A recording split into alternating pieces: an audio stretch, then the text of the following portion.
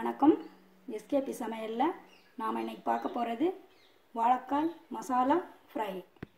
3 வாழைக்காயை இந்த மாதிரி குட்டி குட்டியாக ஸ்லைஸாக கட் பண்ணி எடுத்து வச்சுக்கோங்க. இட்லி தட்டில் கொஞ்சம் எண்ணெய் தடவி எடுத்து வச்சுக்கலாம். இப்போ இந்த காயை இதில் ஒன்றுனா எடுத்து வச்சு நம்ம அவிய வச்சிடலாம். இட்லி சட்டியில் தண்ணி ஊற்றி வச்சுருக்கிறேன். இப்போ இந்த தட்டை வந்து நம்ம இட்லி வைக்கிறது மாதிரி ஒரு 2 நிமிஷம் அவிய வச்சு எடுத்துடலாம். இப்போ நம்ம காய் அவிஞ்சிடுச்சான்னு பார்க்கலாம். அவிஞ்சிடுச்சு. ரொம்ப அவியணும்னு வேண்டாம், ஒரு 3/4 அளவு அவிஞ்சாலே போதும். இப்போ ஆஃப் பண்ணி வச்சிடலாம். ஆறின பிறகு எடுக்கலாம். இந்த வத்தல் பொடி வந்து 2 ஸ்பூனு,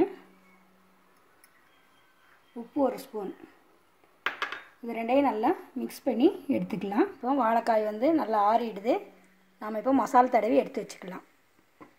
லைக் பண்ணுங்க, கமெண்ட் பண்ணுங்க, ஷேர் பண்ணுங்க.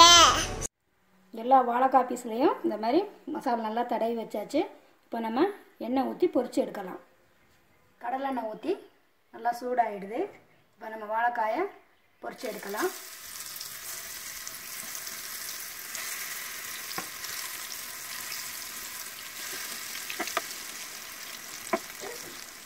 இப்போ நம்ம வந்து இதை திருப்பி போடலாம்.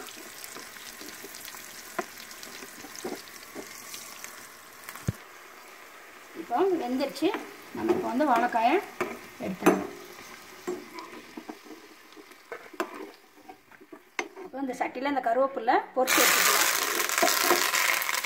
Masala fry ready.